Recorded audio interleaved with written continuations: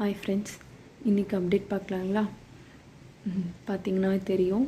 இன்றைக்கி பார்த்திங்கன்னா எல்லாமே ஈவனாக வளர்ந்துருக்கு. பார்த்திங்களா, நேற்று எப்படி இருந்துச்சு, ஒரே நாளில் நல்லா கொஞ்சம் சன்லைட்டில் ஒரு 1 ஹவர் வச்சு எடுத்தேன்.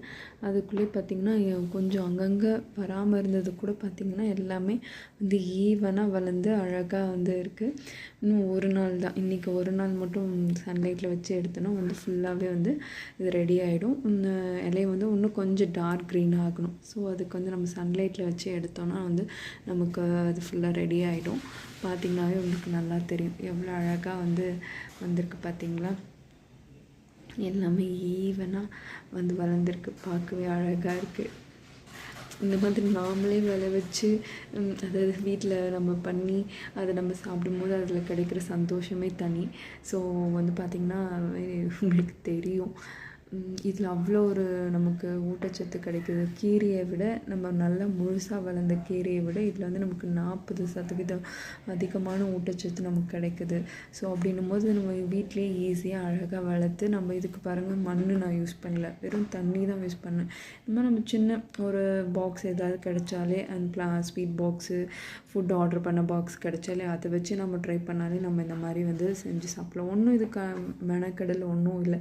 ஒரு நாள் நம்ம போட்டு டெய்லி அதுக்கு சும்மா நம்ம யூஸ்வலாக செடிக்கு தண்ணி ஊற்றுற மாதிரி டெய்லியும் ஒன்ஸ் தண்ணி ஊற்றி நம்ம 3-4 நாள் மட்டும் டார்க் பிளேஸில் வச்சுட்டு அதுக்கப்புறம் வெளியே வச்சுட்டாலே போதும். நமக்கு இந்த மாதிரி கிடச்சிரும். நம்ம ஒரு வாரத்தில் அட்லீஸ்ட் ஒரு 3 நாளாவது இந்த மாதிரி எடுத்துக்கிட்டால் நமக்கு ரொம்ப உடம்புக்கும் ஆரோக்கியமாக இருக்கும். கீரையை நம்ம டெய்லியுமே உணவில் எடுத்துக்கணும்னு சொல்கிறாங்க. நம்ம இது மாதிரி இருக்கும்போது வாரத்துக்கு 3 நாள் 2 நாள் எடுத்தாலே நமக்கு தேவையான ஊட்டச்சத்து நமக்கு கிடைக்கும். அதனால தான் இந்த மாதிரி ட்ரை பண்ணலான்ட்டு.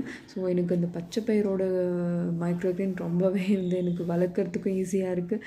நல்ல நமக்கு இதில் ஃபோலிக் ஆசிட் இருக்குது. ஸோ நம்ம உடம்புக்குமே ரொம்ப நல்லது இது.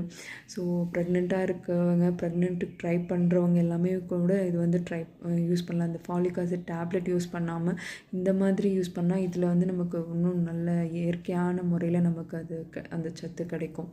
ஸோ இதுதான் ஃப்ரெண்ட்ஸ் இன்னையோட அப்டேட். இதுக்கு கொஞ்சமாக நம்ம தண்ணி ஊற்றிட்டு இன்றைக்கி நான் சன்லைட்டில் ஃபுல்லாக எவ்வளோ ஒரு 2 hours மேலே வச்சுன்னா அந்த இலையெல்லாம் நல்ல டார்க் க்ரீன் ஆகிடும். இன்னும் கொஞ்சம் டார்க் க்ரீன் ஆகணும்.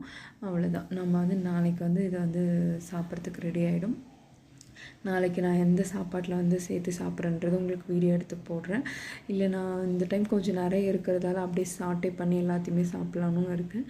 பட் இப்போதைக்கு எதுவும் கன்ஃபார்மாக பண்ணல. ஓகே, நாளைக்கு உங்களுக்கு அப்டேட் பண்ணுறேன். பாய்.